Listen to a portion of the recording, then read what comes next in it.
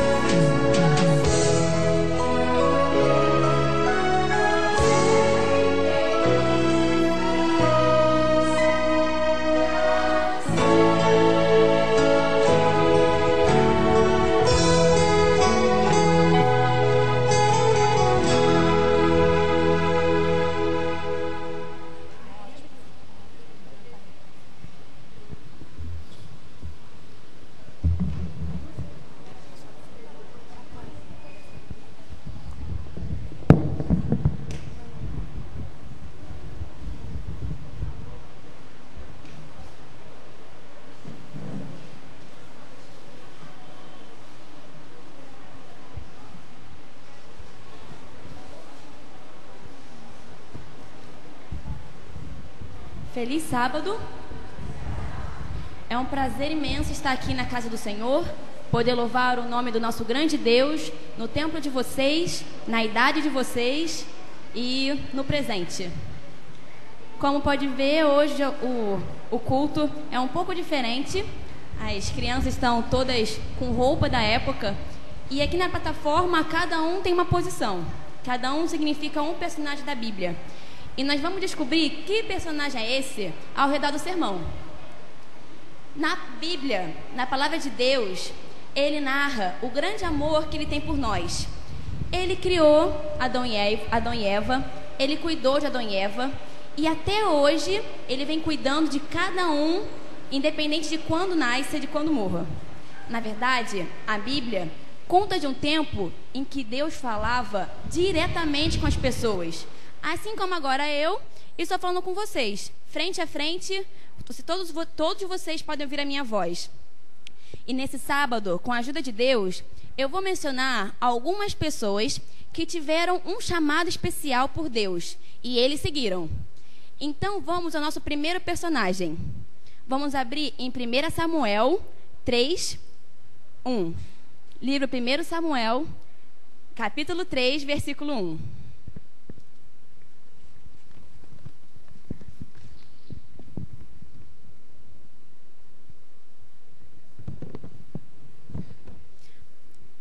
Primeira Samuel 3, 1. O menino Samuel continuava servindo ao Senhor, supervisionado por Eli. Naqueles dias, a palavra do Senhor era muito rara e as visões não eram frequentes. Então, nosso primeiro personagem é Samuel. Obrigada, Samuel. Pode sentar. Ele foi fruto de um grande desejo, de um grande sonho da mãe dele. A mãe dele se chamava Ana e ela não podia ter filhos. Então, ela foi ao templo, orou e finalmente Deus atendeu às suas preces. Então nasceu esse menino saudável que foi Samuel. Como agradecimento a Deus, ela levou para servir ao templo, para que entregou ele ao templo e ao sacerdote Eli, para que ele ajudasse nos afazeres. E um templo naquela época não era fácil cuidar sozinho. Samuel, ele tinha uma coisa diferente. Ele era um menino muito consagrado. Nos seus momentos de orações pela manhã, ele orava, ele contava a Deus todos os seus planos para aquele dia, para a sua vida. E ele agradecia também por tudo o que estava acontecendo. Ele amava falar com Deus. Mas convenhamos que é muito mais gostoso quando Deus fala com a gente. E Samuel, ele pôde ter esse chamado. Samuel um dia estava dormindo e ele escutou uma voz dizendo: Samuel. Aí ele não entendeu, quem está falando comigo? Será que é o sacerdote Eli? E foi lá falar com o sacerdote, mas não era o sacerdote Eli. Então ele pensou quem poderia ser. E Eli o ajudou a entender quem era. Era Deus, com a sua própria voz, chamando o menino Samuel, que um dia viria a ser profeta. Então, ao compreender que era Deus chamando, ele respondeu: Fala, Senhor, pois teu servo ouve. Samuel, ele era só um menino que, ao ver Deus chamando, respondeu prontamente.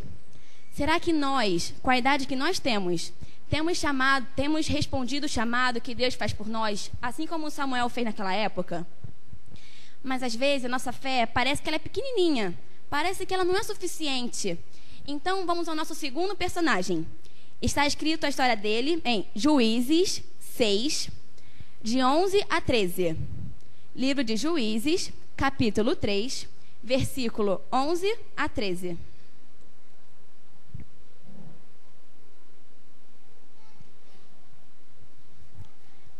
Em Juízes 6, de 11 a 13, está escrito assim: Então o anjo do Senhor veio e sentou-se sobre o carvalho que estava em Ofra, que pertencia a Biezrita. Joás, seu filho Gideão, estava malhando trigo no tanque de espremer uvas para escondê-lo dos midianitas. Então o anjo do Senhor apareceu a Gideão e disse: O Senhor está contigo, homem valente. Gideão respondeu: Ah, meu Senhor, se o Senhor está conosco, por que nos aconteceu tudo isso? Onde estão todas as maravilhas que nossos pais nos contaram, dizendo: Não foi o Senhor que nos tirou do Egito, mas agora o Senhor nos abandonou e nos entregou nas mãos dos midianitas. Então, nosso segundo personagem é Gideão. Obrigado, Gideão, pode se sentar. A história dele é contada no livro de Juízes. E ele pertencia à família mais pobre que tinha da tribo de Manassés. Mas ele foi chamado para fazer um trabalho sério. Ele tinha que conduzir homens na batalha. Um homem que assume uma posição como essa, ele tem que ter certeza que está fazendo o que Deus está mandando, porque ele iria libertar o povo. Algumas vezes, Gideão recebia orientações de Deus que não pareciam muito lógicas, mas ele era um homem racional. Mas ele precisava de algumas provas para saber se o que ele estava fazendo era realmente o que Deus queria que ele fizesse. Ele necessitou de Deus provas a fim de ver para crer. E Deus, como sempre, foi muito paciente com Gideão. E ele mostrou alguns sinais. Primeiro, ele deixou todo o chão, por causa do sereno, todo o chão seco, a lã molhada num pedacinho. Gideão pediu outra prova. pediu que a lã ficasse seca e o chão molhado do sereno. E Deus realizou as duas provas para ele, os dois sinais. E é muito bom saber que Deus tem essa paciência conosco. Gideão, ele precisava ver com os próprios olhos. Ele mesmo disse para Deus: mostre-me, eu quero ver. Que bênção saber que Deus, ele não perde a paciência. Quantas vezes nós pedimos provas, sinais, para que a gente possa seguir uma ordem que Deus já mandou a gente fazer. Algumas vezes a nossa fé não é suficientemente forte, mas Deus, ele sempre é fiel. Temos a Bíblia e sabemos que ela foi escrita por Deus. Podemos lê-la e aprendermos mais sobre ele. De fato, Deus escreveu apenas uma parte da Bíblia com seus próprios dedos. E essa aí tem tudo a ver com o nosso terceiro personagem, que fica em 2 Reis, capítulo 22, versículos de 1 a 2. 2 Reis, capítulo 22, versículo de 1 a 2.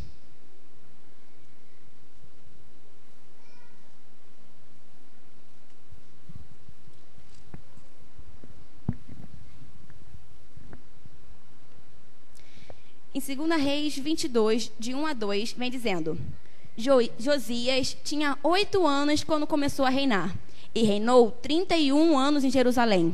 Sua mãe se chamava Gedida, filha de Adaías de Bozcate. Nosso rei Josias está aqui, vestido de rei com a coroa, e obrigada, pode se sentar. Sobre o rei Josias, ele começou a reinar quando ele tinha apenas 8 anos de idade. Quem aqui das crianças tem 8 anos de idade? O filho da Adriana. Letícia tem 8 anos também? Tem mais. Então, imagina você pequenininha assim, já sendo chamado para ser rei do povo de Deus. É uma grande missão. Mas o legal é que ele foi fiel até a morte dele.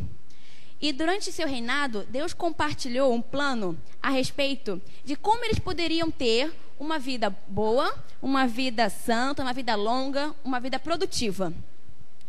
Ele entregou esse plano a Moisés, lá no livro de Êxodo.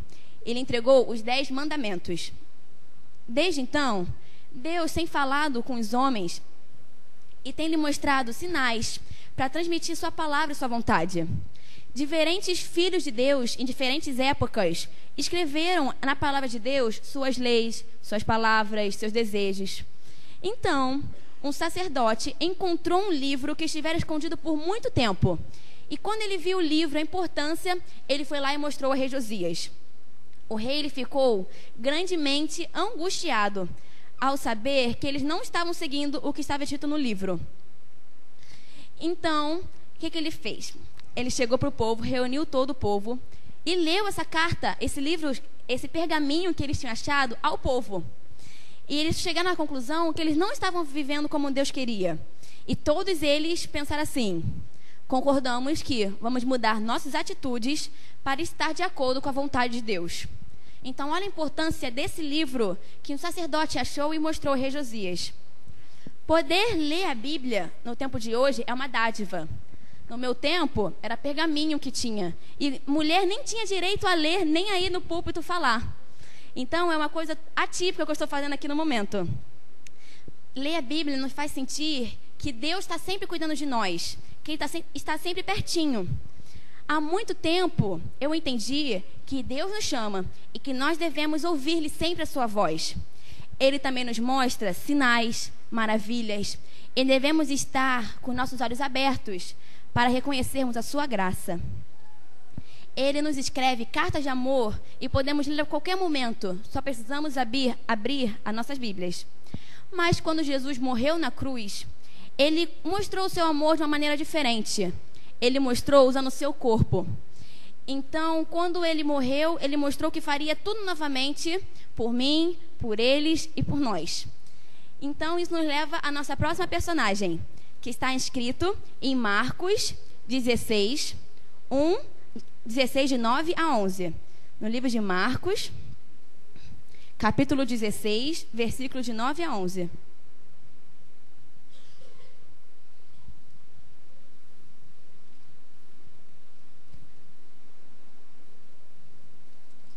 Em Marcos 16, de 9 a 11, diz o seguinte: Depois de ressuscitar cedo no primeiro dia da semana, Jesus apareceu primeiramente a Maria Madalena, da qual havia expulsado 7 demônios.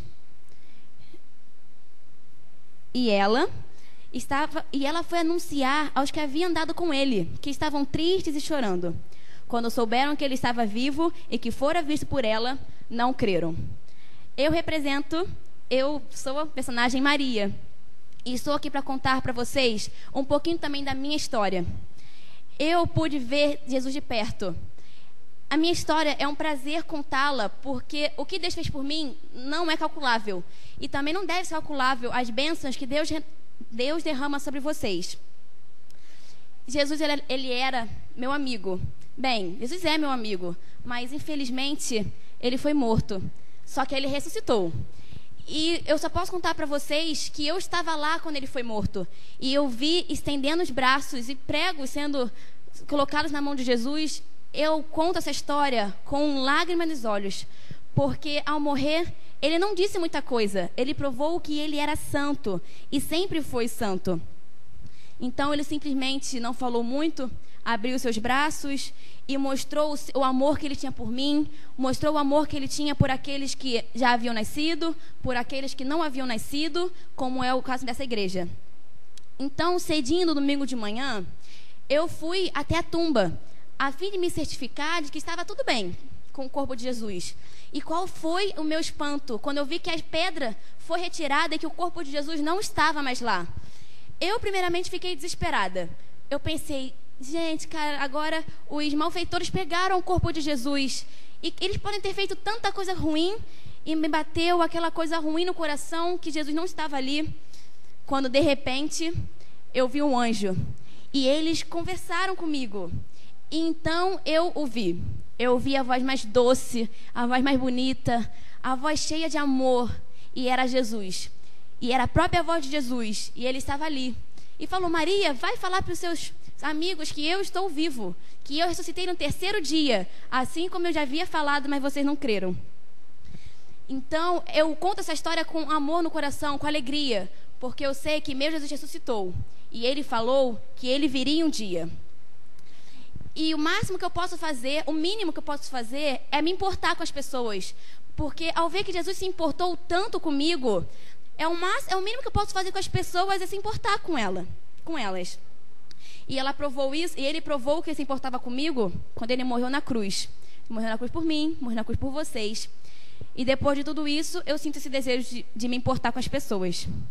Nós mostramos que amamos os outros quando abraçamos, quando apertamos a mão, quando desejamos um feliz sábado, quando damos um sorriso bonito.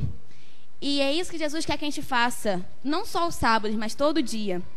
Se Jesus estivesse aqui agora, eu com certeza estaria sentada ao lado dele, olhando para ele e pensando em quão bom Jesus foi comigo e quão boa eu devo ser para as pessoas. Eu mal posso esperar para chegar no céu e agradecer a Jesus, segurar suas mãos e louvá-lo cada dia mais. Mas quando Jesus deixou essa terra, ele não nos deixou sozinho. Ele nos mandou o Consolador, que é o Espírito Santo. E é bom saber que ele nos mandou alguém para ficar conosco. Nos dá a sensação de afeto, de aconchego, de segurança. E que dá enredo para o nosso próximo personagem, que está em Gálatas 1:1. Livro de Gálatas, capítulo 1, versículo 1.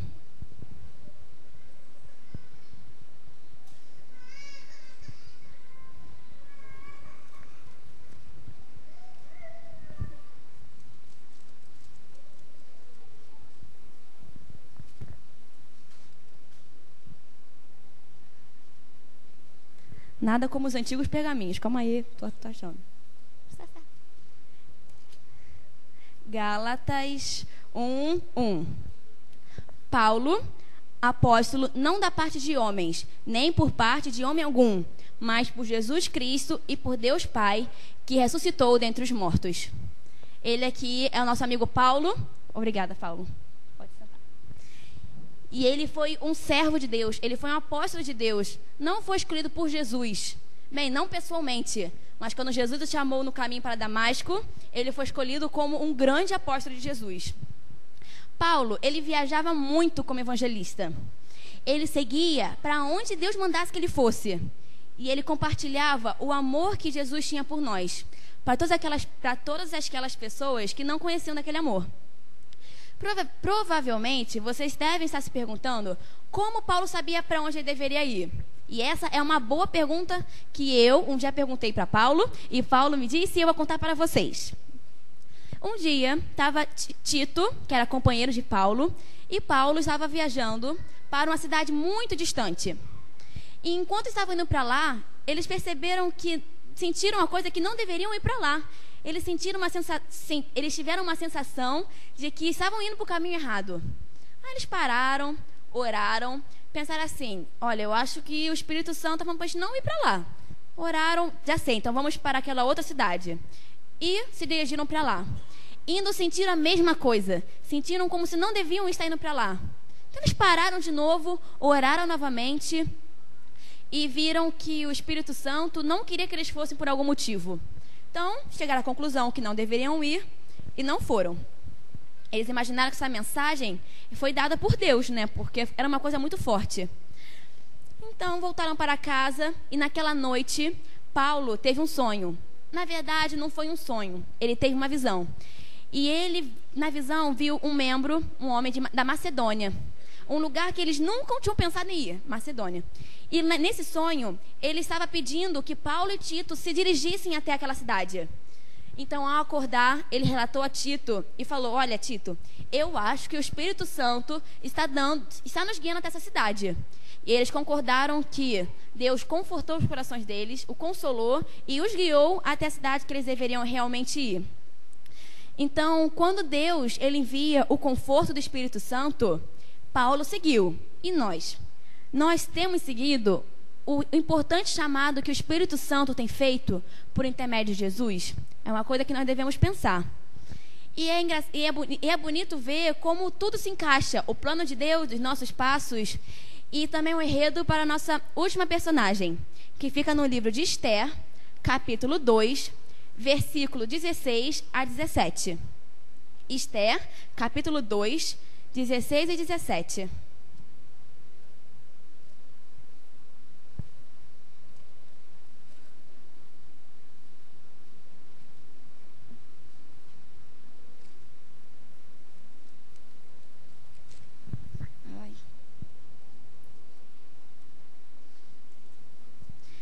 Esther 2, de 16 a 17, relata assim: Então, ela foi levada ao rei Xerxes, à residência real, no 10º mês, o mês de Tebete, no 7º ano do seu reinado.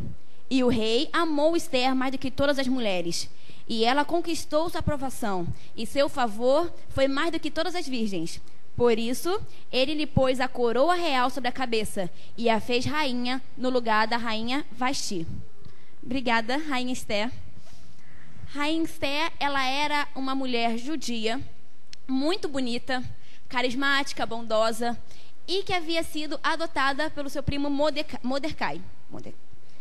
Assuero, o rei da Pérsia, era casada com Vasti, mas a mesma não obedeceu uma ordem que ele pediu, e ele a destronou. Viu como esse rei, ele era muito poderoso, e ele era bem durão. Então, o rei teve um plano de chamar todas as mulheres, as mais bonitas que estivessem no reino, e que era a Medo-Pérsia, e pediram para levá-las até o palácio. E lá ele escolheria qual seria a nova rainha. E Esther foi. Lá, conquistou a todos, com a bondade que tinha, com o carisma que possuía. Mas ninguém sabia, e ninguém poderia saber que ela era judia. Ao se apresentar ao rei, ele se encantou com a bela e jovem rainha Esther e pelas suas qualidades. Então a escolheu como rainha, colocou a coroa em sua cabeça. Porém, ela deveria guardar muito bem o segredo de onde ela vinha, que era da Judéia, porque os judeus estavam sendo ameaçados de morte e o rei não poderia saber de onde ela vinha. A rainha Esther, ela estava ali por algum propósito. Era perigoso ela estar ali, mas Deus sabia por que ela estava. Sem dúvida, Deus guiou o caminho de Esther. E ao conquistar o coração do rei Assuero, ela preparou um banquete para ele e para Amã, que era o seu braço direito no reino. E nesse banquete, ela pediu Antes do banquete, ela pediu ao povo judeu que jejuassem e orassem por ela, porque ela ia fazer um grande pedido ao rei. E nesse banquete, ela revelou de onde ela vinha. Eu sou uma mulher judia. E também disse que uma pessoa daquele reino queria matar todo o seu povo. E esse era Amã, que era o braço direito do rei. O rei, apaixonado por Esther, encantado com as qualidades dela, não permitiu que isso acontecesse e pediu que matassem Amã. E graças a isso, Esther salvou todo o seu povo. E o rei a amou como esposa e como rainha. Às vezes, nós não sabemos por que estamos lutando por alguma coisa que parece impossível. Mas Deus sempre tem uma missão para nós. Se ela não se apresentasse, o rei jamais poderia ter escolhido e ela jamais salvaria o seu povo. E todos eles seriam mortos com a lei de Amã e com a aprovação do poderoso rei da Pérsia. Então, no caso de Samuel, Deus o chamou e ele ouviu. No caso de Gideão, Deus mostrou e ele acreditou. No caso do rei Josias, Deus escreveu e ele respondeu. No caso de Maria Madalena, Deus se importou e ela também se importa. No caso de Paulo, Deus o confortou e ele o seguiu. No caso da rainha Esther, Deus encaminhou e ele fez a sua parte. Então eu estou muito feliz de saber que Deus está cuidando de cada um de nós. Ele deseja ter um relacionamento comigo, ter um relacionamento com eles. E o mesmo relacionamento que ele teve, ele quer ter com cada um membro dessa igreja de Madureira. Deus, ele não se importa com o que aconteceu com você no passado. Ele não importa se você é velho demais, se você é novo demais. Ele não quer saber o que aconteceu. Ele quer saber de você agora. E é fácil. É só a gente ir ao encontro dele. E ele está usando todas as forças dele para tentar se encontrar conosco. Deus, ele está chamando agora. E por favor, que a resposta de vocês seja: fala, Senhor, pois teu servo ouve. Amém.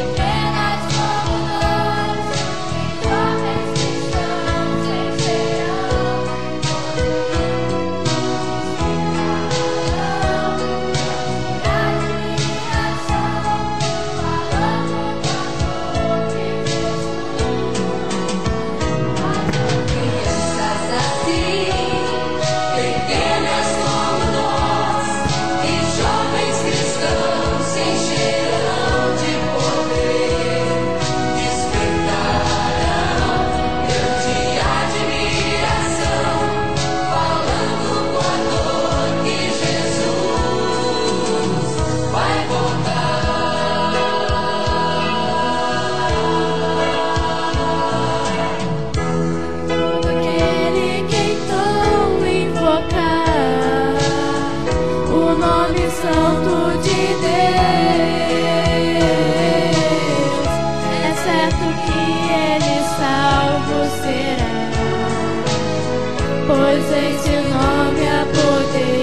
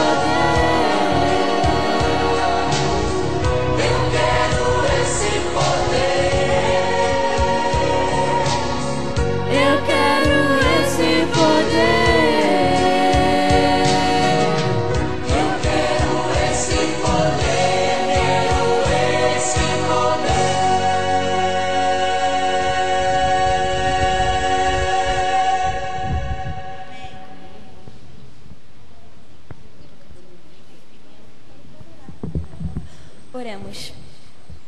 Querido Deus, agradecemos, Senhor, pela sua presença nesse templo e que nós possamos responder ao seu chamado. Que nós sempre estejamos prontos para falar. Fala, Senhor, pois teu servo ouve. Que abençoe a juventude dessa igreja, os jovens, os adultos, os pais, e que possam sempre estar em comunhão completa contigo, pois o Senhor é a única ligação que nós temos para o céu. Abençoe-nos, abençoe também os professores e os trabalhos que elas fazem, que seja nobre, Senhor. Agradecemos por tudo, que a palavra do Espírito Santo possa ter tocado o coração de todos. Em nome de Jesus, amém.